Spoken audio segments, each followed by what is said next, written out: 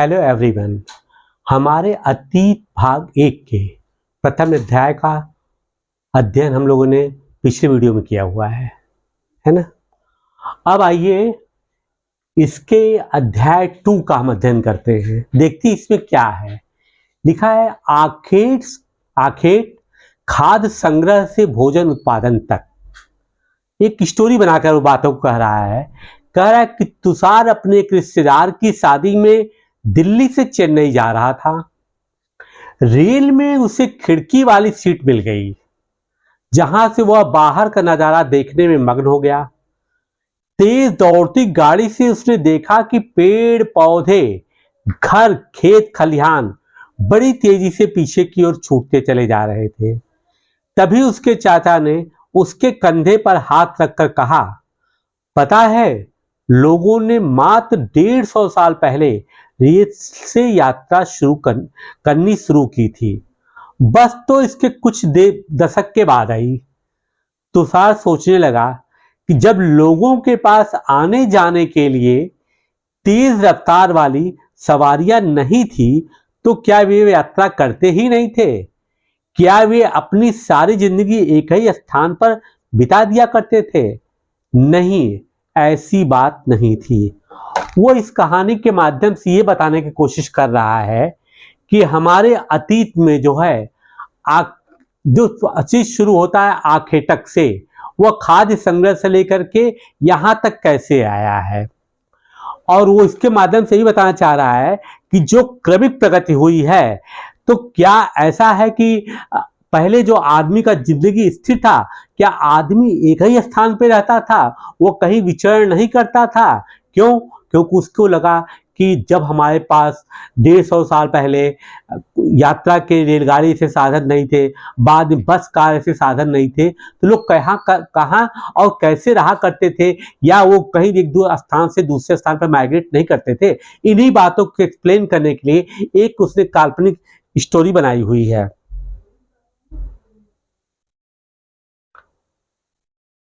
आरंभिक मानव, आखिर वे इधर उधर क्यों घूमते थे?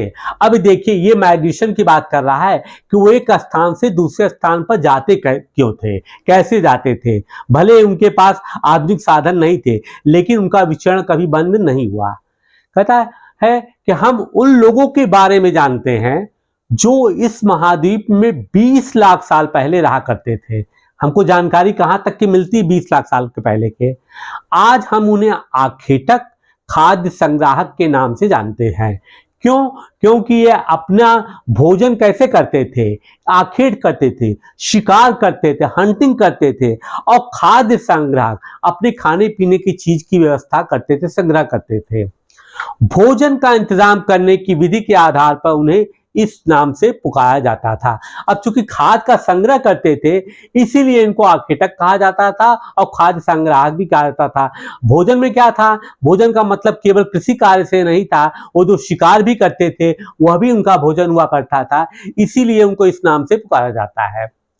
आमतौर पर खाने के लिए वे जंगली जानवरों का शिकार करते थे, मछलियां और चिड़िया पकड़ते थे, फल फूल, दाने, पौधे, पत्तियां और अंडे इकट्ठा किया करते थे। मतलब यही जो चीजें थी मूल रूप से जिनको प्राकृतिक रूप से मिलता था, वह उसी के आधार पर अपने जीवन बसर किया करते थे, क्योंकि उन्हें शुरू में किसी भी तरह के कृषि कार्य या अन्य चीजों की जानकारी नहीं थी।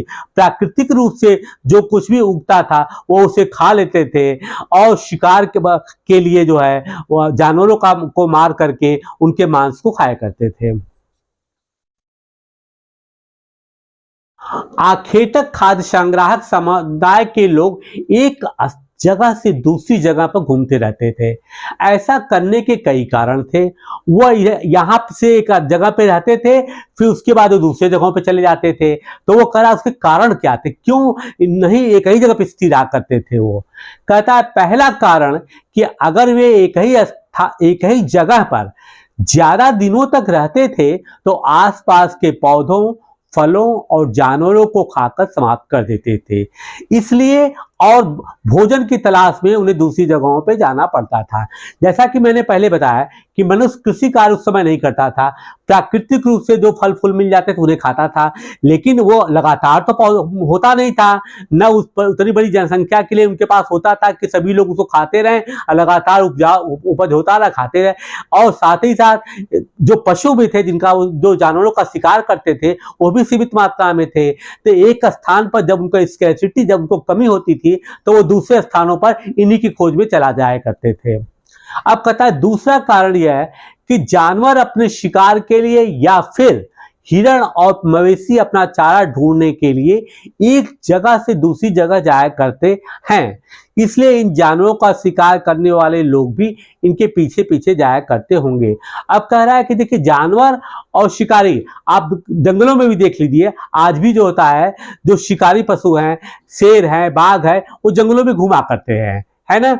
लेकिन उस समय किसी बता रहा है कि जब ये हिरण ऐसे या पौधे जिनका या ऐसे जानवर जिनका शिकार आसानी से कर सकते थे, वो भी अपने भोजन के तलाश में दूसरे जगह जाया करते थे, तो वह लोग इनका पीछा करते करते एक स्थान से दूसरे स्थान पर चला जाया करते थे। दूसरा कारण यही बताया गया है।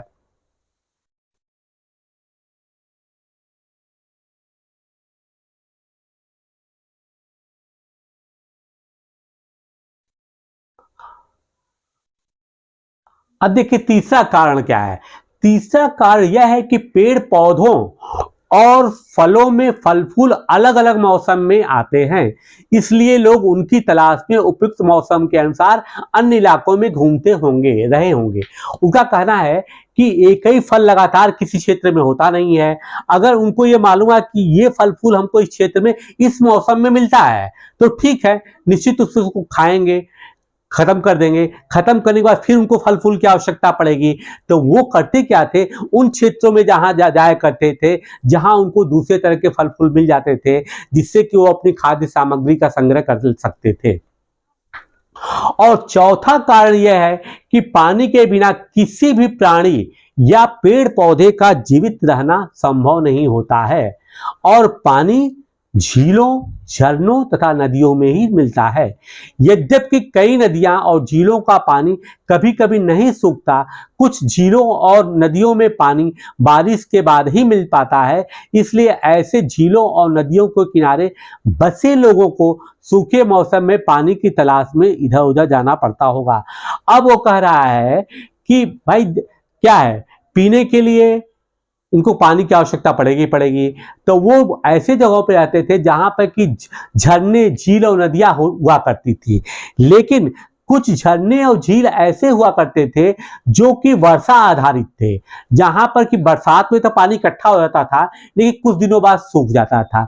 तो निश्चित रूप से है, ऐसा तो नहीं कि मनुष्य प्यासा केवल बरसात में रहता है, तो वो अपने पीने के लिए, पेयजल के लिए वो दूसरे स्थानों पर भी माइग्रेट कर जाता था, जहां पर उसको मालूम पड़ता था कि इन झीलों या इन नदियों में इस समय हमको पानी मिल सकता है। तो चौथा कारण यह है कि पेयजल के कारण जो है वो दूसरे जगहों पे माइग्रेट करता था। अभी कहता है इतनी बातें तो हम करते हैं, इतनी बातें तो हम कर रहे हैं, लेकिन अभी कहता है कि आरंभिक मानव के बारे में जानकारी मिलती कैसे है, इसका आधार क्या है। हमने तो कल्पना किया, एक इमेजिनेशन कर लिया कि चार कारण रहे होंगे, ठीक। अब कहता है कि पुरातत्वविदों को कुछ ऐसी वस्तुएं मिली हैं जिनका निर्माण और उपयोग आखेटक खाद्य संग्राहक किया करते थे। कहते पुरातत्व वाले क्या करते हैं, पुरातत्व वाले कैसे सीआईडी के आदमी होते हैं, वो क्या करते हैं, स्रोत को ढूंढते रहते हैं, और उनका काम ही होता है कि प्राचीन चीजों, कहीं खुदाई से, कहीं शिलालेख से, कहीं कुछ से, जहां कहीं से चीजें मिलती हैं उनको लेकर एक क्रमबद्ध करते हैं, तो इतिहासकार उसको इतिहास लिख देते हैं, और पुरातत्व उसके आधार पर बताते हैं कि ये उस जमाने में ऐसी चीज इस्तेमाल की जाती थी। अभी कहते हैं कि यह संभव है कि लोगों ने अपने काम के लिए पत्थरों, लकड़ियों और हड्डियों के औजार बनाए हों। इनमें से पत्थरों के औजार आज भी बचे हुए हैं। कहते हैं कि संभव है कि लकड़ियां का भी बनाए हों, हड्डियों को, तो लकड़ी और हड्डी तो गल गई इतने कालांतर में, लेकिन पत्थर के औजार तो गले नहीं। वो खुदाई में या पुरातत्वविदों को मिलता रहा, जिसके आधार पर उन्होंने हमारे आरंभिक जीवन की जानकारी दी। इनमें से कुछ औजारों का उपयोग फल फूल काटने, हड्डियां और मांस के काटने और पेड़ों की छाल और जानवरों की खाल उतारने के लिए किया जाता था। अब ये कह रहे हैं कि वो 3 तरह के औजारों की बात तो करता है, लेकिन विशेष रूप से पत्थर के औजार हमें अभी मिलते हैं। अब वो क्या करेगा? कहता है कि फल फूल काटने, पत्थर क्या है, नुकीला है, मोटा है, वो टूटेगा नहीं, फल फूल को काटना, वो हमने से काट दिया। हड्डियां हैं, हड्डियों को तोड़ना है, तब भी हमने पत्थर का इस्तेमाल किया। मांस है, मांस को काटना, तब भी पत्थर का इस्तेमाल किया, क्योंकि लोहे और स्टील तो आज के जमाने के हिसाब से वहां समय थे नहीं। पेड़ों की छाल को काटना है, तब पत्थर के टुकड़े लेकर कैसे से काट करके पेड़ों की छाल को काट लेते थे। जानवरों की खाल उतारना है, जानवर मर गया, अब उनको काट कर किनारे किनारे करना है, उनकी बॉडी चिपका रहता है, तब पत्थर चूंकि नुकीला है, मजबूत होता है, उससे काट कर निकाल लेते हैं। तथा कुछ के साथ हड्डियां और लकड़ियों के मुट्ठे लगाकर भाले और बाण जैसे हथियार बनाए जाते थे। अब क्या कह रहे हैं कि कुछ के साथ हड्डियों, अब कहते हैं कुछ पत्थरों को काट करके, पत्थरों को उन्होंने काट लिया, उसके बीच में माना कि होल कर लिया। अब होल करने के बाद इन्होंने मान लिया कि पत्थर का टुकड़ा, इसके अंदर इन्होंने एक हड्डी या लकड़ी फंसा दिया। अब ये मान लीजिए, जस्ट इमेजिन करिए कि पत्थर का टुकड़ा है, अब इससे क्या है, भाला, हथियार कुछ भी बन गया। अब इसके माध्यम से वो किसी भी चीज को अटैक करके हथियार का काम कर लेते थे। बाण जैसे भी हथियार बनाया करते थे। कुछ औजारों से लकड़ियां काटी जाती थी। लकड़ियों का उपयोग ईंधन के साथ साथ झोपड़ियां और औजार बनाने के लिए भी किया जाता था। अभी बहुत पुरानी बात नहीं है, 150 साल पहले भी जो है लकड़ियों के प्रयोग का या कुछ दिन पहले तक, कुछ वर्षों पहले तक, या कुछ क्षेत्रों में अभी भी जाएंगे जहां पर लकड़ी ईंधन का भी प्रयोग होता है और झोपड़ियां और औजार बनाने के काम में अभी भी आता है। ये कोई पुरानी चीज नहीं है, इसको आज भी आप देख सकते हैं देश के अलग अलग कोने में।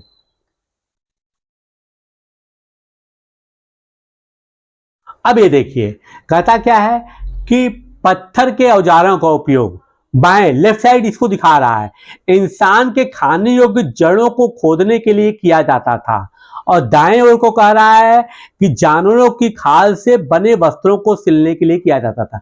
अब देखिए क्या है, ये पत्थर इसने इसे नुकीला बना दिया है, ऐसे ऐसे नुकीला बना दिया है, तो जब नुकीला चीज है तो खुदाई करने के काम में आता था, ठीक। और ये देखिए चौड़ा इसे बनाया गया क्योंकि काफी क्षेत्र तक पेनिट्रेट ये कर सके। लेकिन दूसरे तरफ आप देखिए कि ये हिस्सा इसका काफी चौड़ा, काफी एरिया बड़ी है, लेकिन यहां पर छोटा सा नुकीला बनाया गया है। अब छोटा सा नुकीला बनाने का मतलब क्या हुआ, कहता है कि जानवरों की खाल निकाल लिए, और उनसे जब आज भी जैसे कि लेदर के कपड़े पहने जाते हैं, तो आज हमारी जो एडवांस सिलाई सिस्टम है, वो जानवरों को खाल को जोड़ करके इसी नुकीले से उसके अंदर होल बना बना करके उसको आपस में सिल दिया करते थे।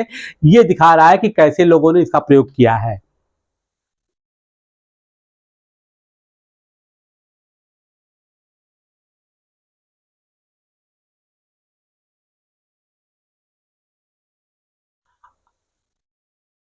अब कहता है कि रहने के लिए जगह निर्धारित करना। अभी तो हम खाने की बात कर रहे थे, है ना, शिकार की बात कर रहे थे, अब रहने की बात आई कि रहने के लिए क्या व्यवस्था थी। कहता है कि मानचित्र 2 को देखो, ये नीचे है, लाल त्रिकोण वाले स्थान वे पुरास्थल है जहां पर कि आखेटक खाद्य संग्राहकों के होने के प्रमाण मिलते हैं। इसके अलावा भी कई स्थानों पर आखेटक खाद्य संग्राहक रहा करते थे। मानचित्र में कुछ ऐसे गिने चुने स्थान ही चिन्हित किए गए हैं। कई पुरास्थल नदियों और झीलों के किनारे पाए गए हैं। अब वो कहता क्या है, देखिए, कहता है कि ये आपने देखा क्या बोल रहा है, कहता है कि आखेटक, इनके अलावा भी कुछ स्थान चित्रित किए गए जहां पर कि,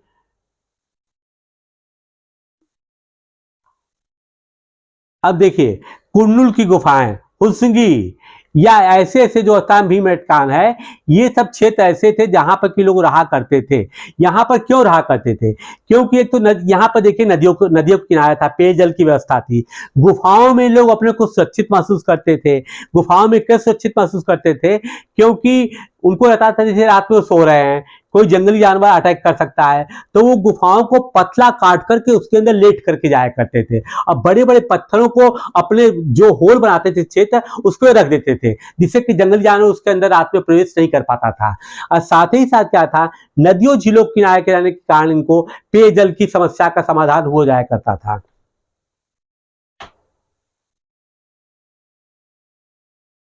और देखिए यही कह रहा है लाल त्रिकोण वाले स्थान, मतलब वो कह रहा है कि ऐसा नहीं है कि केवल इन्हीं स्थानों पर मिला है, वो कह रहा है कि यहाँ बहुतायत में मिला है। बहुतायत में क्या मिला है उनको?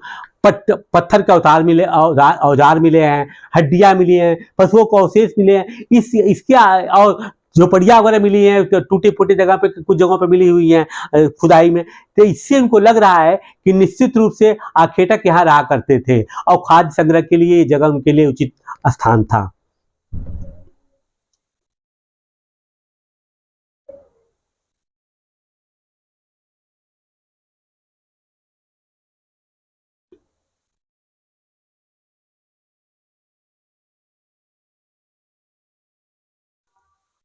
अब देखिए वो कह रहा है कि चूंकि पत्थर के उपकरण बहुत महत्वपूर्ण थे, इसलिए लोग ऐसी जगह ढूंढते थे जहां अच्छे पत्थर मिल सके। अब अच्छे पत्थर मिल सके, अब देखिए कह क्या रहा है कि अच्छे पत्थर वही पत्थर होते हैं जिनको आसानी से वो काट करके नुकीला बना सकते थे। क्यों? क्योंकि मोटे पत्थर का पहले प्रयोग करते थे तो मोटा पत्थर बहुत हैवी होता है, किसी का शिकार नहीं कर सकते थे, जंगली जानवर पर अटैक कर सकता था, या कहीं बैठे हैं ऊंचाई पर उन्होंने लुढ़का दिया, कोई जानवर है मर गया, ऐसे है।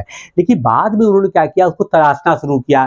तराशने में क्या हुआ, उसको छोटा करना शुरू किए। तो पहले वो शार्प एज नहीं बना पाए, तो जब शार्प एज नहीं बना पाए तो पहले दूर से अटैक करते थे उसके ऊपर। फिर उनको लगा चिड़ियों का भी शिकार करना है तो उनको और नुकीला बनाना शुरू कर दिए, छोटे छोटे पत्थर होने लगे, तो वो चिड़ियों का भी अटैक करना शुरू कर दिए, उनका भी शिकार करना शुरू कर दिए। इसीलिए कहता है कि जहां अच्छे पत्थर मिल सके। अब देखिए भीमबेटका, आधुनिक मध्य प्रदेश, इस पुरास्थल पर गुफाएं व कंदराएं मिली हैं। बहुत इंपॉर्टेंट है भीमबेटका, कहां पर आदमी बस रहा है। लोग इन गुफाओं में इसलिए रहते थे क्योंकि यहाँ उनको बारिश, धूप और हवाओं से राहत मिलती थी। निश्चित रूप से जब गुफाओं के अंदर है तो उसके अंदर बरसात का पानी टपकना नहीं है, धूप से भी राहत मिल जाता था, हवाएं भी उनको मिल जाती थी, और साथ साथ अपनी सुरक्षा का भी उनको कारण मिल जाता था। ये गुफाएं नर्मदा नदी के पास है।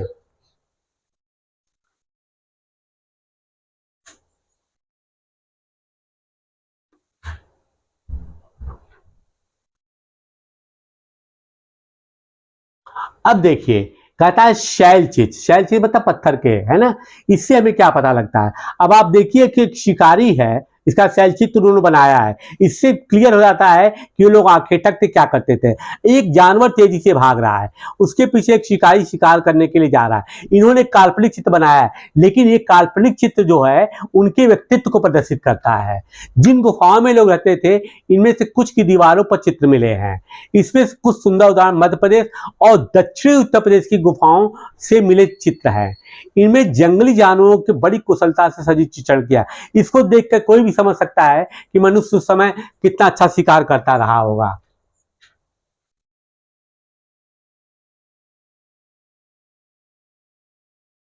ये देखिए ये भीमबेटका गुफा है मध्य प्रदेश का, इसी के अंदर सब व्यवस्थाएं की गई। यहाँ कोई आदमी जा रहा है, कोई अंदर जा रहा है, और इसी के अंदर गुफाओं के अंदर दीवारों पर जो है कहीं राख मिला है, कहीं पर कि उन्होंने गुफाओं की दीवारों के अंदर उन्होंने आखेट के सीन वगैरह बनाए हुए हैं।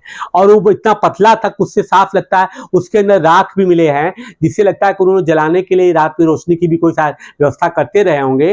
रात के सोते समय कोई बड़ा पत्थर मुहाने पर रख दिया करते रहे होंगे, जिससे कि कोई जंगली जानवर न तो समझ पाए, न उन पर कोई आसानी से कोई अटैक कर सके।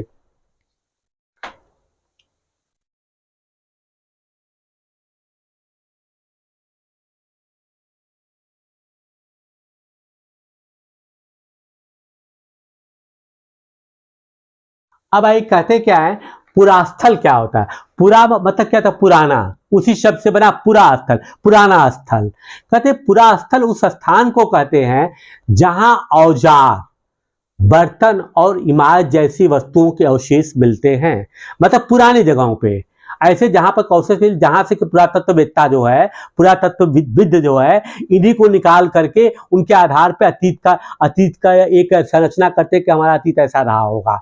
ऐसी वस्तुओं का निर्माण लोगों ने अपने काम के लिए किया था, बाद में वह उन्हें वहीं छोड़ गए।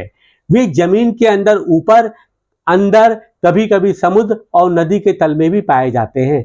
इन पुरास्थलों के बारे में आपको अगले अध्याय में बताया जाएगा।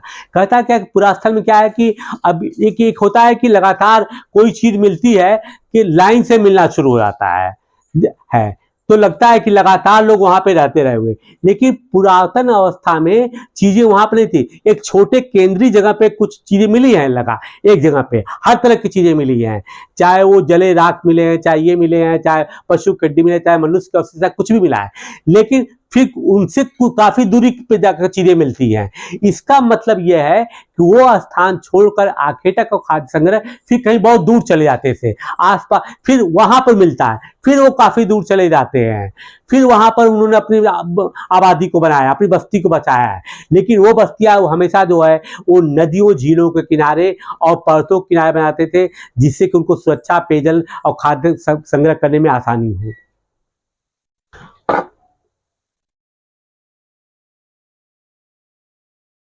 मानचित्र 2 में कुर्नल गुफा देखो, पृष्ठ 13 है। अभी आगे हम बैक पे जाते हैं। कहते हैं यहां राख के अवशेष मिले हैं। राख के अवशेष का मतलब क्या हो गया कि अब लोगों को आग जलाना आ गया। ठीक, इसका मतलब आरंभिक लोग जलाना सीख गए थे। आग का इस्तेमाल कई कार्यों के लिए किया गया होगा, जैसे कि प्रकाश के लिए, मांस भूनने के लिए और खतरनाक जंगली जानवरों को दूर भगाने के लिए। प्रकाश के लिए और मांस के लिए तो आज भी आग का प्रयोग किया जाता है। रही बात खतरनाक जानवरों को दूर भगाने के लिए, तो उस समय मनुष्य के पास गोली बंदूक या इस ट्रंकुलाइजर ऐसी व्यवस्था तो थी नहीं, न बड़े बड़े इनके पास हथियार थे जिससे जंगली जानवरों को दूर से अटैक कर दे। तो आग देखकर जंगली जानवर भागते हैं क्योंकि जानते हैं, उनको तो एहसास होता है कि अगर हम जाएंगे तो जल जाएंगे। इसलिए जब आग की खोज हुई तो आग के इतने प्रयोग उनके पास मालूम हो गए।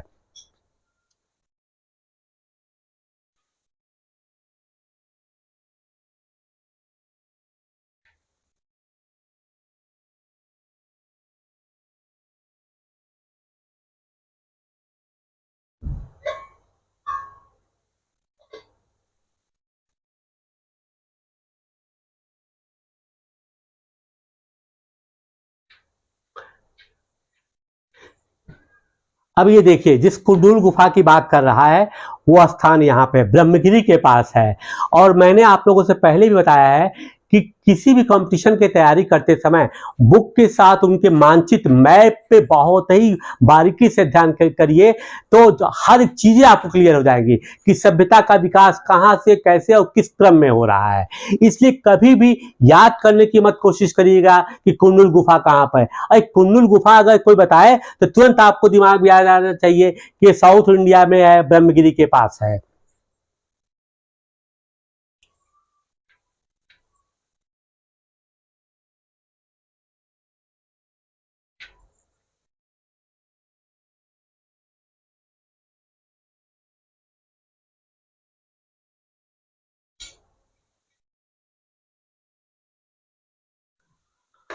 नाम और तिथियां, हम जिस काल के बारे में पढ़ रहे हैं, पुरातत्वविदों ने उनके बड़े बड़े नाम रखे हैं।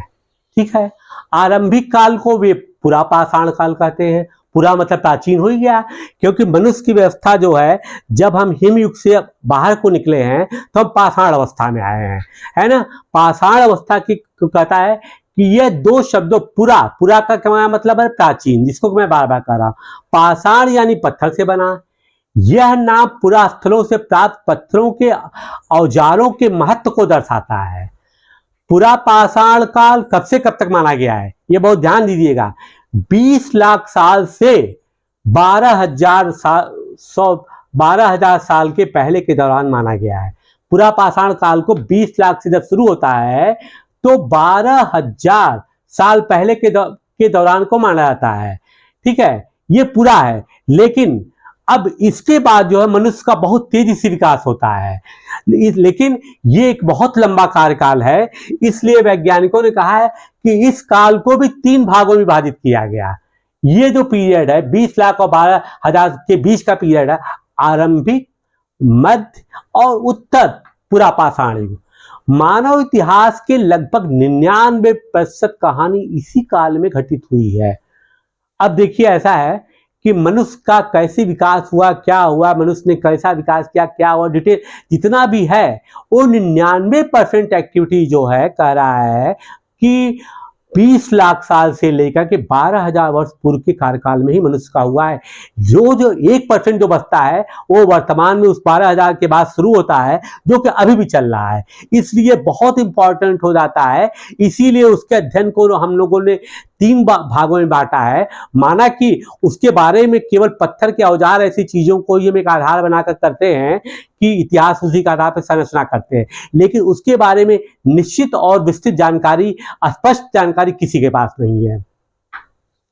कहते जिस काल में हमें पर्यावरणीय बदलाव मिलते हैं उसे मेसोलिथ यानी मध्य का मतलब मेसो और लिथ शब्द हमने बता दिया कि पत्थर से होता है, ठीक है, मध्य पाषाण युग कहते हैं।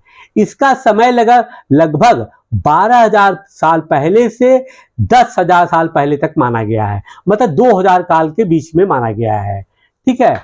अब देखिए इसमें पर्यावरण बहुत तेजी से बदल रहा है, इसमें जो है ना पर्यावरण बहुत तेजी से बदल रहा है, और उसमें भी देखिए 2,000 साल का कार्यकाल विशेष रूप से है, इसीलिए इसको मध्य पाषाण काल कहा गया है। इस काल के पाषाण औजार आमतौर पर बहुत छोटे होते थे। इन्हें माइक्रोलिथ अथवा यानी लघु पाषाण कहा जाता है। प्रायः इन औजारों में हड्डियों या लकड़ियों के मुट्ठे लगे हंसिया और आरी जैसे औजार मिलते थे। साथ साथ पुरा पाषाण युग वाले औजार भी इसी दौरान बनाए जाते रहे, मतलब बनाए जाते रहे होंगे, इतिहासकार भले कहता है, लेकिन उसके पास कुछ निश्चित है। भाई एक क्रम हो रहा है ना, पहले हमने मोटे हथियार का प्रयोग किया, फिर हमको लगा कि यार हम छोटे हथियार बना सकते हैं, तो हमने उसको तोड़ना सीख लिया। तोड़ने के बाद क्या हुआ कि हमने क्या किया, तोड़ने के बाद नुकीले हथियार बनाए और छोटे बनाए, तो एक कालक्रम चलता रहा। अगले युग की शुरुआत लगभग 10,000 साल पहले से होती है। इसे नवपाषाण युग कहा जाता है। नवपाषाण का क्या मतलब होता होगा, हमने कुछ स्थानों पर नाम दिए हैं, अगले अध्यायों में तुम्हें ऐसे अनेक नाम मिलेंगे। अक्सर हमें पुराने स्थानों के लिए उन नामों का प्रयोग करते हैं जो आज प्रचलित है, क्योंकि हमें ज्ञात नहीं है कि उस काल में इनके क्या नाम रहे होंगे। ये तो हमने अपना नाम दिया है ना, लेकिन ये मनुष्य ने अपनी व्यवस्था के साथ नाम, जिससे कि हम एक पहचान बना सके, उनको एक कालक्रम दे सके इतिहास को पढ़ने के लिए। लेकिन उस समय लोगों के मन में क्या था या उस समय इसका क्या नाम था, इसकी कोई विस्तृत और स्पष्ट जानकारी हमारे पास नहीं है।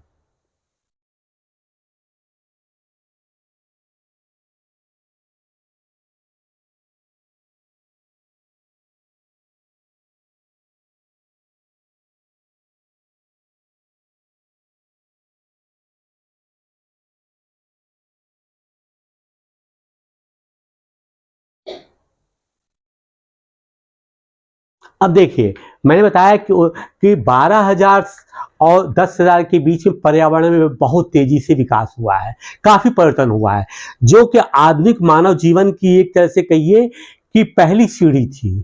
पहली सीढ़ी मान लीजिए कि जिस रूप में हम आप आपको देख रहे हैं या आप हमें समझ पा रहे हैं, माना कि ये तो वैज्ञानिक या इलेक्ट्रॉनिक के आ गया, लेकिन एक मनुष्य के रूप में जब एक दूसरे के बारे में आदमी समझना जानना शुरू किया, तो वह युग था 12,000 से लेकर के 10,000 साल के बीच का। बदलती जाए जलवायु, लगभग 12,000 साल पहले दुनिया की जलवायु में बड़े बड़े बदलाव आए और गर्मी बढ़ने लगी। अब देखिए क्या हो रहा है, गर्मी बहुत तेजी से फैल रही है ना। इसका रिजल्ट क्या हो रहा है, इसके परिणाम स्वरूप कई क्षेत्रों में घास वाले मैदान बनने लगे। गर्मी बढ़ने का क्या प्रभाव हो रहा है कि घास वाले मैदान बनने लगे। जब घास वाले मैदान बनने लगे फिर क्या होता है, इससे हिरण, बारहसिंघा, भेड़, बकरी और गाय जैसे उन जानवरों की संख्या बढ़ी जो कि घास खाकर के जिंदा रह सकते हैं। भाई कोई भी प्राणी अपने भोजन के लिए उसी स्थान पे जाएगा जो इस तरह के भोजन उसको मिलेगा, है ना। निश्चित रूप से कोई भी प्राणी हो वो उसी जगह पे रहेगा। जैसे कि आप जंगली जानवर जो कि मांसाहारी है, उसके सामने आप कहिए कि मैं तुमको पिज्जा खिला रहा हूँ, चावल दाल रोटी सब्जी खिला रहा हूँ, तो क्या खाएगा? नहीं, उसका भोजन क्या है, मांसाहारी है वो, तो मांस को ढूंढेगा, वो शिकार करेगा, ठीक है। तो अब क्या है कि अब यहाँ पे हम देखते हैं कि घास खाने वाले जानवर कौन थे, वो यही जानवर थे। तो ये यहाँ पे रहना शुरू कर दिए, इन जानवरों का विकास यहाँ पर शुरू होने लगा और ये जानवर यहाँ पे केंद्रित होने आकर रहने लगे। जो लोग इन जानवरों का शिकार करते थे वे भी इनके पीछे आए और इनके खाने पीने की आदतों और प्रजनन के समय की जानकारी हासिल करने लगे। हो सकता है कि तब लोगों ने इन जानवरों को पकड़ करके अपनी जरूरत के अनुसार पालने की बात सोचने लगे हों। साथ ही इस काल में मछली भी भोजन का महत्वपूर्ण स्रोत बन गई हो। ठीक, अब कहता है कि जो लोग इन जानवरों का शिकार करते थे, सबसे पहले तो वो शिकार के लिए इन जानवरों के पीछे गए कि ये जानवर कहाँ पर है। तो ये जानवर वहां पे थे जहां पे घास मिलता था, क्योंकि घास उनका भोजन था। अब मनुष्य शिकार उन जानवरों को करता था। तो जब ये वहां पे गए तो उनको देखा कि भाई ये ऐसा कि इनको पालतू भी बनाया जा सकता है, इनका तमाम मतलब केवल शिकार नहीं, शिकार के अलावा इनका दुग्ध ऐसे चीजों का या दुग्ध दही बनाने के लिए जैसे गाय है भैंस है ऐसी चीजें होती है, इनको पालन करके हम इनका दूसरे तरीके से भी प्रयोग कर सकते हैं। और ये भी कह रहा है कि इस काल में मछली भी भोजन का महत्वपूर्ण साधन बन गई। तो मछली तो पानी जल झील हर जगह पे मिलता ही है।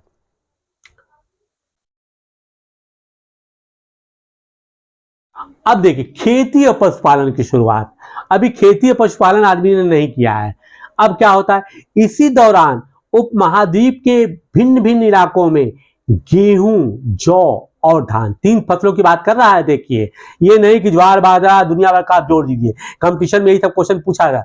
जैसे अनाज प्राकृतिक रूप से उगने लगे थे, इसी में कंपटीशन में आपको चना, उर्द और अरहर सबका नाम दे देगा, लेकिन आपको अगर तीनों याद होगा तो आप तुरंत टिक कर लेंगे कि इसी की केवल बात में है। शायद महिलाओं ने, शायद की बात करा, महिलाओं, पुरुषों और बच्चों ने इन अनाजों को भोजन के लिए बटोरना शुरू कर दिया गया होगा। अब ये ईश्वर कृपा कहिए या ऊपर कहिए, जो भी कहिए, प्राकृतिक रूप से आज तो हम बुआई करते हैं तब फसल को काटते हैं, लेकिन इस कार्यकाल में क्या हुआ, प्राकृतिक रूप से खेतों में ये पैदा होने शुरू हो गए। और जब ये पैदा होने शुरू हो गए तो अब निश्चित रूप से जितने स्त्री पुरुष या बच्चे रहे होंगे इनको इकट्ठा करना शुरू किया होगा। अब ये लोग ये देखने लगे कि ये अनाज कहाँ पर किस जगह पे पैदा होता है। हो सकता है कि गेहूं कहीं और पैदा होता रहा हो, जौ कहीं और, तो ये उन क्षेत्रों में केंद्रित होने लगा। फिर इन्होंने देखा कि ये कब जो है हमारे खाने लायक होने लगा। तो जब खाने लायक होने लगा तब इसी कटाई करना शुरू कर दिए। ऐसा करते करते लोग अनाजों को खुद पैदा करना सीख लिए होंगे। इस प्रकार धीरे धीरे वे कृषक बन गए। अब शुरू में तो प्रकृति ने इनको दिया, फिर कुछ जगहों पे इनको लगा हुआ कि ये तो जमीन के अंदर से निकलता है, तो क्यों नहीं हम जमीन के अंदर छिड़क दे इसको। तो कुछ जगहों पर उन्होंने छिड़क कर देखा होगा, तो देखा होगा कि उन्होंने एक छिड़का थे, एक से उनको 50 दाने मिल रहे हैं। तो अब इस प्रकार से लोगों ने कृषि कार्य भी सीख लिया। इसी तरह से लोगों ने अपने घरों के आसपास चारा रखकर जानवरों को आकर्षित कर उन्हें पालतू बनाया होगा। अब यह है कि जो पशु चारा पालतू बनाने के लिए क्या करना पड़ेगा। अब जैसे गाय भैंस है, बकरी है, तो उसके लिए क्या है, पत्ती, घास, भूसा, इन सब चीजों को उन्होंने जहां जहां मिला वो इकट्ठा करते रह गए। अपने आसपास घरों के पास उन्होंने इकट्ठा करना शुरू कर दिया। तो निश्चित रूप से वो पशु जो कि इनको खाते थे वो उनको घर के पास आना शुरू हो गए। लोगों ने इनको पाल करके एक पालतू पशु के रूप में भी इस्तेमाल करना शुरू कर दिया। सबसे पहले जिस जंगली जानवर को पालतू बनाया गया वह कुत्ते का जंगली पूर्वज था। कुत्ते का जंगली पूर्वज था। कुत्ता आज भी जो है क्या है, वफादार है। कुत्ता हर जगहों में आज भी पालतू जानवर माना जाता है। लेकिन जो वर्तमान कुत्ता है वो जो जंगली कुत्ता था उसके स्वरूप में अंतर था, क्योंकि वो जंगलों में रहता था। उसको मनुष्य की कला की कृतियों या मनुष्य के आदतों की बहुत ज्यादा जानकारी नहीं थी। इसीलिए कहते हैं कि वो जंगली पूर्वज था। वो आमतौर पर जैसे आज हमें एक रोटी खिलाते कुत्ता पूछ खिलाने लगता है, क्योंकि हमारे परिवेश में रहते रहते वो हमारी आदतों को वॉच करता है, देखता है और समझता है। उसको काफी जानकारी मिल जाती है कि हम क्या चाहते हैं। धीरे धीरे लोग भेड़, बकरी, गाय और सुअर जैसे जानवरों को अपने घर के नजदीक आने के लिए उत्साहित करने लगे। ऐसे जानवर झुंड में रहते थे और ज्यादातर घास खाते थे। अक्सर लोग इन जंगली जानवरों के आक्रमण से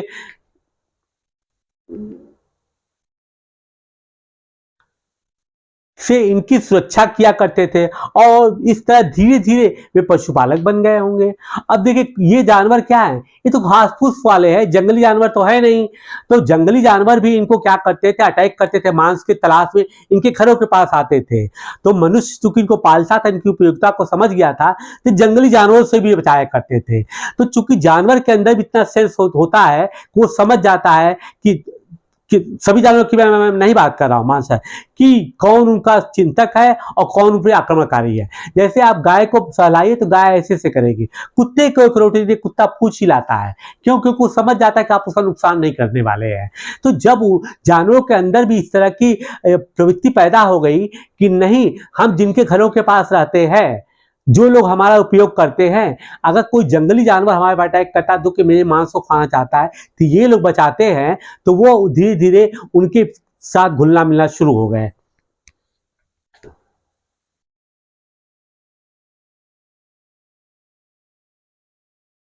अब देखिए कहता है कि बसने की प्रक्रिया, लोगों द्वारा पौधे उगाने, जानवरों को देखभाल करने को बसने की प्रक्रिया का नाम दिया गया। किस चीज को? पौधे उगाना। पौधा उगाना मतलब क्या है? अब वो जहां अपने खेती कर रहे हैं वहां पर तो रहेंगे ही रहेंगे, और साथ ही जो है जानवरों का भी प्रयोग इन्होंने करना सीख लिया था, चाहे वो शिकार करना हो, चाहे जंगली जानवर बचाना हो, चाहे इनके द्वारा दूध मांस या जो भी कहिए जिसका उपयोग करना चाहते थे करते थे। तो ये केंद्रीकृत एक सेंट्रलाइज एरिया में रहना शुरू कर दिए थे। तो इस प्रक्रिया को क्या कहा था? बसने की प्रक्रिया का नाम दिया गया। अपनाए गए ये पौधे तथा जानवर अक्सर जंगली पौधों और जानवरों से भिन्न होते हैं। अब कहते हैं कि अब आदमी कोई शेर चीता तो पालता नहीं था, और पौधे भी जो हैं जंगली पौधे नहीं लाए थे। ये नहीं कोई चीड़ का पेड़ ला कर लगा दिया बगल में और पता चला कि शीशम सागवान लगा दिया है। जंगली पौधे जो कि विषैले भी हो सकते हैं, उसने जब शुरू में प्रकृति द्वारा दिए गए पौधों का प्रयोग कर लिया था तो उसको अंतर मालूम हो गया था यही हमारे लिए उपयोगी है, इसलिए जंगली पौधों की कोई आवश्यकता हमें नहीं है। इसकी वजह था यह है कि बसने की प्रक्रिया की दिशा में अपनाए गए पौधों या जानवरों का लोग चयन करते हैं।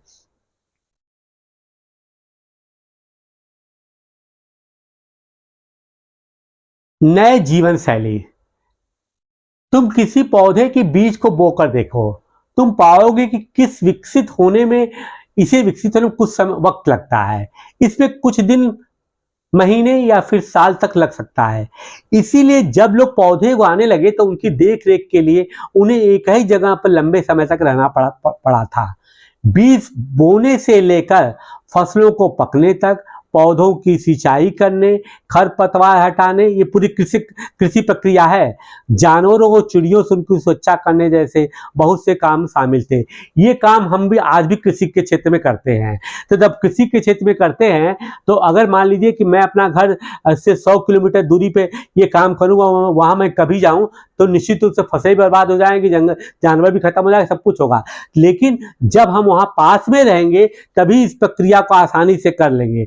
इसके कारण जो है एक जिंदगी की नई शैली प्रारंभ हो गई कि हम एक जगह पे बसना शुरू कर दिए। कटाई के बाद अनाज का उपयोग बहुत संभाल करना पड़ता था, ये हम आज भी करते हैं। अनाज को भोजन और बीज दोनों ही रूपों में बचाकर रखना आवश्यक था, इसलिए लोगों को इसके भंडारण की बात सोचनी पड़ी। अब कहते हैं कि भाई पहले आपने तो पैदा कर लिया, आपको पैदा करना मालूम हो गया कैसे, जब बीज से हमने फसल पैदा किया है, लेकिन अब ये है कि खाने के बाद ऐसा भी तो है कि हमको कुछ दिनों के लिए ये नहीं मिलेगा। अगर आज हमने धान पैदा कर लिया तो धान तो लगातार मिलेगा नहीं, गेहूं आप पैदा कर ले तो गेहूं लगातार मिलेगा नहीं, हमको सबको खाना है। तो अब उनके स्टोरेज के लिए भी उनके पास समस्या आ गई, तो उन्होंने उसको भंडारण स्टोर करना भी शुरू कर दिया। और साथ ही के साथ क्या है, कहते हैं कि अब आने वाले, जैसे कि इस सत्र में मैंने धान का बीज का प्रयोग किया, तो अगले सत्र में फिर हमको धान की आवश्यकता पड़ेगी, तो उसके बीज को संभाल कर रखते थे कि जब फिर धान का मौसम आएगा तो इनका हम छिड़काव करके फिर से एक लगाओ 10-100 पाव वाली स्थिति में है कि धान का बीज पैदा करके धान की फसल को हम पाएंगे। कहता है बीज के रूप में, खाद्य के रूप में, उपहार के रूप में, भंडार के लिए अनाज का उपयोग क्या है। पहला एक तो बीज का हो गया, बीज से बीज ही डालेंगे, और फिर खाने में भी आता है, फिर उपहार के रूप में, फिर भंडारण के लिए।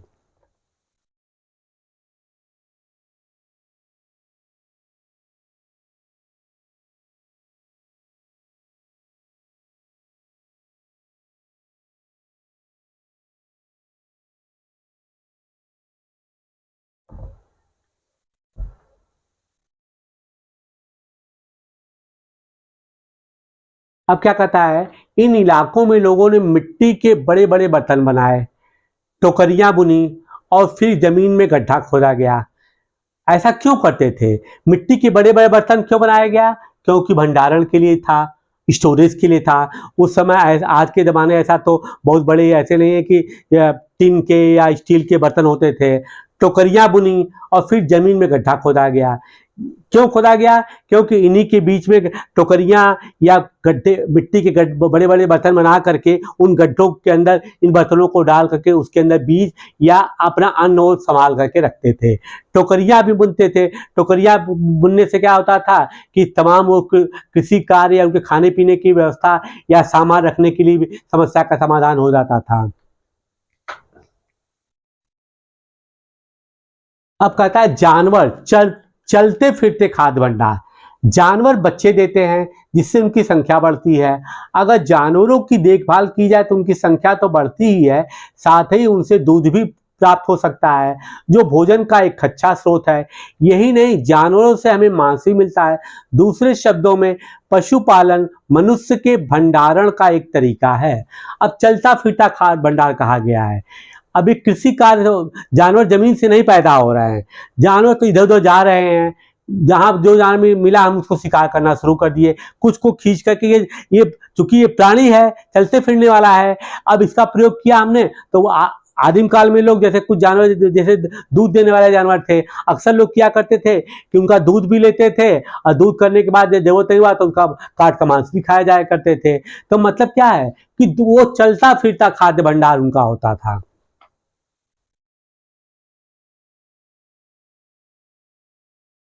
कहता है मानचित्र 2 पृष्ठ संख्या 13 देखो। क्या तुम्हें ऐसे कई नीले वर्ग दिख रहे हैं? पता है इनमें से प्रत्येक बिंदु उस जगह को दर्शाता है। अभी अभी हम बैक पे चलेंगे जहां पुरातत्वविदों को शुरुआती कृषकों और पशुपालकों के होने के साक्ष्य मिले हैं।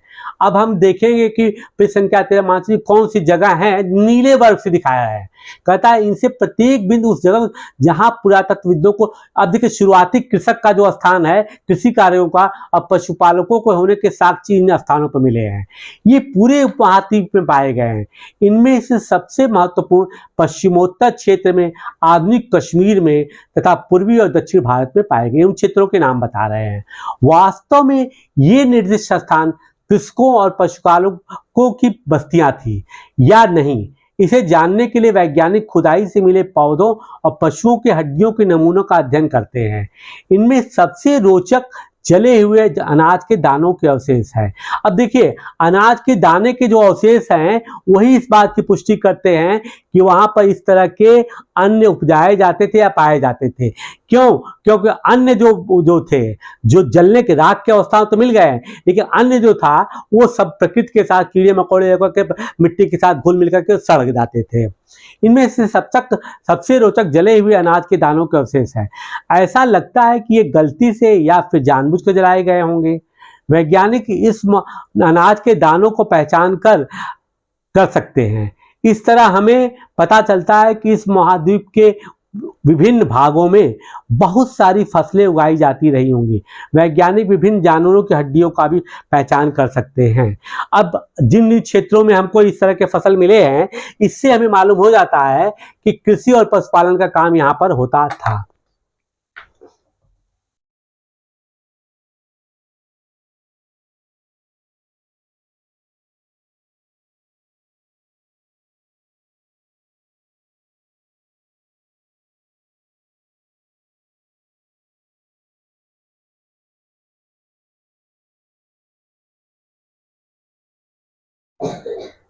देखिए वो पृष्ठ 13 की बात कर रहा था।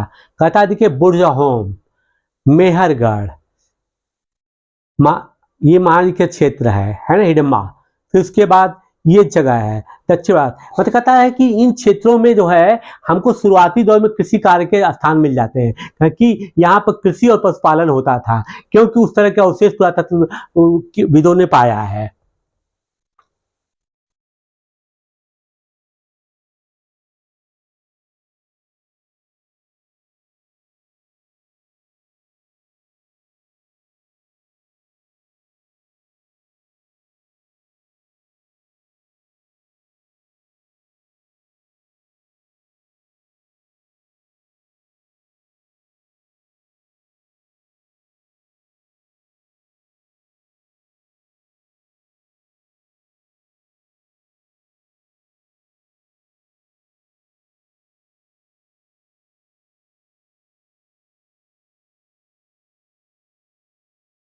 देखिए, उन्हीं पौधों और जानवरों का चयन करते हैं जिनके बीमार होने की संभावना कम हो।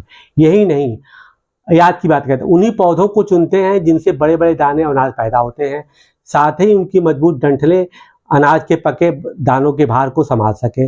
ऐसे पौधों के बीजों को संभाल कर रखा जाता है ताकि फिर से उगाने के लिए उनके गुण सुरक्षित रखे। ये आजकल की बातें के बारे में बता रहा है। उन्हीं जानवरों को प्रजनन के लिए चुना जाता है जो आमतौर पर अहिंसक होते हैं। इसलिए हम देखते हैं कि पाले गए जानवर तथा कृषि के लिए अपनाए गए पौधे जंगली जानवरों तथा पौधों से धीरे धीरे भिन्न होते गए। मिसाल के तौर पर जंगली जानवरों की तुलना में पालतू जानवरों के दांत और सींग छोटे होते हैं। जंगली जानवरों में क्या कहता है, दांत, हम शेर चीता नहीं पाल सकते कि उसके बड़े बड़े दांत होते हैं, गैंडा नहीं पालेंगे, बड़े बड़े सींग होते हैं। लेकिन आमतौर पर बकरी है, गाय है, भैंस है, इनको हम पालतू बना सकते हैं। क्यों? क्योंकि मांसाहार भी नहीं करते हैं। अब वो करा कि इन दांतों को देखें, इनमें कौन से जंगली सुअर का है, कौन से पालतू पशु का है। इसको देख करके भी आप समझ सकते हैं कि कौन सा शार्प है, कौन सा क्या है। खैर,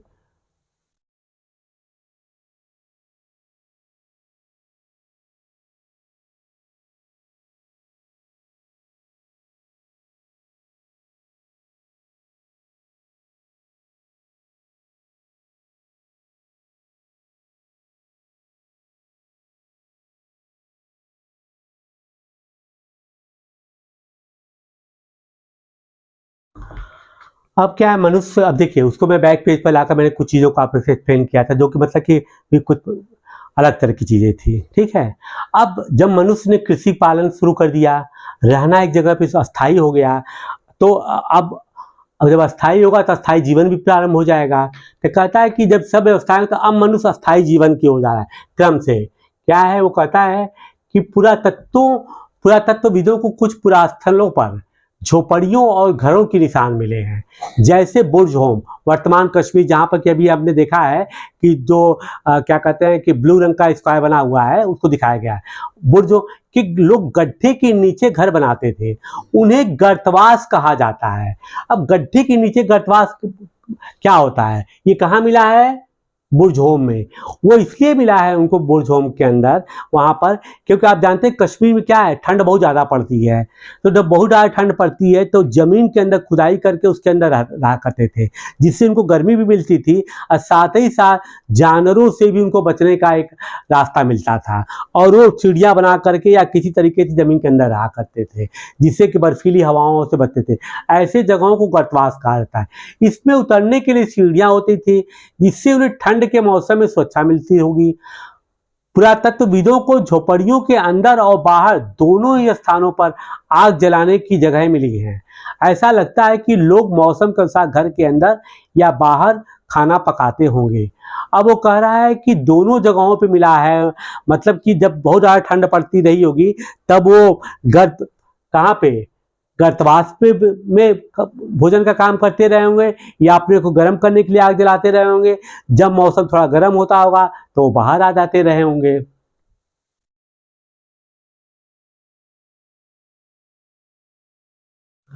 का बहुत सारी जगहों से पत्थर के औजार भी मिले हैं।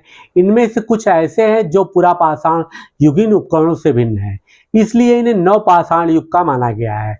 इनमें वे औजार भी हैं जिनकी धार को अधिक पैना बनाने के लिए उन पर पॉलिश चढ़ाई जाती थी। ओखली और मूसल का प्रयोग अनाज तथा वनस्पतियों से प्राप्त अन्य चीजों को पीसने के लिए किया जाता था। आज भी अगर आप गांव में चले जाएंगे तो आपको ओखली और मूसल आज भी मिल जाएंगे, जिसमें क्या होता है कि एक उस जमाने में तो लकड़ियों का होता था या पत्थर का बनाते थे, आज तो लोहे का भी होता है, और मूसल को पत्थर से बनाकर किसी चीज को पीसने के काम ठोक ठोक कर किया करते थे। आज हजारों साल बाद भी ओखली और मूसल का प्रयोग अनाज पीसने के लिए किया जाता है। इसी तरह प्राचीन प्रस्तर युगी प्रस्तर युग मतलब पाषाण युगीन औजारों का निर्माण और प्रयोग लगातार होता रहा। कुछ औजार हड्डियों से भी बनाए जाते थे। हड्डियां भी क्या है, हड्डियां मजबूत होती, टूटती तो आसानी से है नहीं, तो हड्डियों को तो करते क्या थे, जैसे मान लीजिए कि ये पत्थर है, इसमें इन्होंने होल बना दिया, पहले इन्होंने पत्थर काटा, होल बनाए थे, इसका मुठिया कैसे बनाते थे, उसके अंदर किसी जानवर की लंबी सी हड्डी लगा दिए, अब क्या है, नुकीला हो गया, जैसे बनो वैसे उसका प्रयोग करते थे। अब देखिए इसका क्रमिक विकास है, पहले ये आया, फिर चौड़ा आया, फिर ये आया, यही आया, तो कहता है कि नवपाषाण युग के कुछ उपकरण है, ये पूरी तरीके से अभी शार्प नहीं हो पाए हैं। देखिए अब आप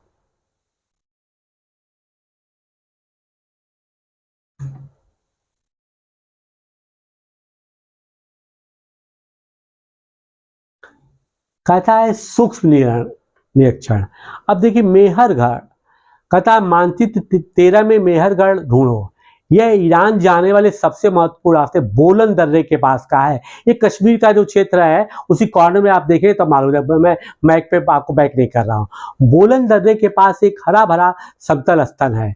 मेहरगढ़ संभवतः वह स्थान है जहां स्त्री पुरुषों ने इस इलाके में सबसे पहले, मेहरगढ़ क्या है, यहीं पे कृषि काम को मूल अवशेष मिलता है, वो जगह कहाँ है, बोलन दर्रा है, जो कि ईरान का जाने वाला रास्ता है। सबसे पहले फर्स्ट, द वेरी फर्स्ट, जौ गेहूं उगाना और भेड़ बकरी पालन सीखा। ठीक है, यहां पर यहां विभिन्न प्रकार के जानवरों की हड्डियां मिली, ये बहुत इंपॉर्टेंट है जो ये वाला है। इनमें हिरण तथा सुअर जैसे, देखिए इनका आपको ध्यान रखना किन किन जानवरों को हड्डियां मिली हैं।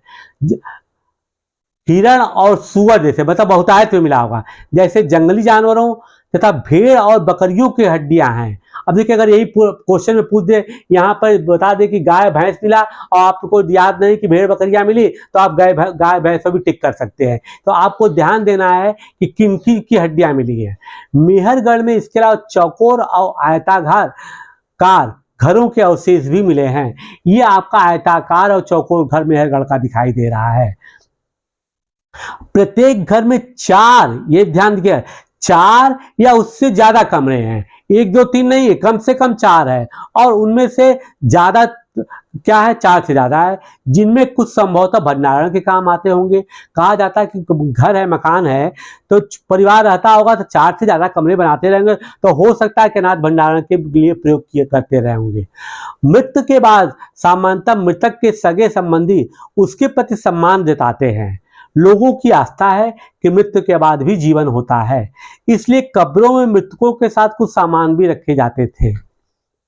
ये ऐसी चीजें जो है मिस्र के पिरामिड में भी पाया जाता है। एक लोगों की आस्था है कि मौत के बाद भी जो है आदमी का जीवन रहता है, तो इसलिए जहां वो दफनाते थे उनके साथ रख देते थे कि भाई जिंदगी खत्म हो गई लेकिन तुम इनका उपयोग करते रहना।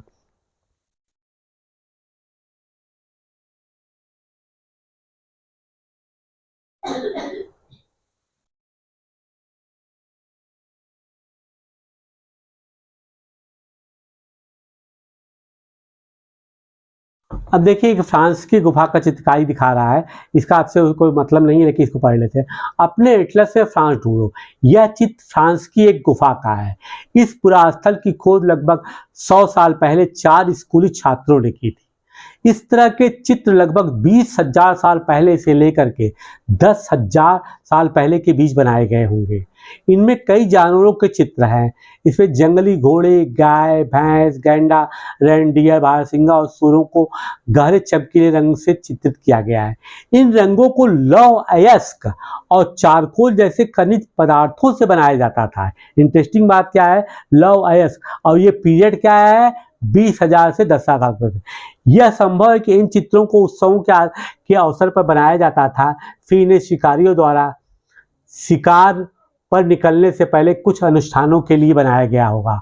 अब किसके लिए बनाया गया होगा, आप देख रहे तरह के जंगली जानवर दिख रहे हैं, जो कई जानवर हैं, ये मतलब ये दिखा रहा है कि ऐसे चित्र उस समय पाए गए थे। इनका उद्देश्य क्या था इसके विषय में कोई जानकारी नहीं है किसी को।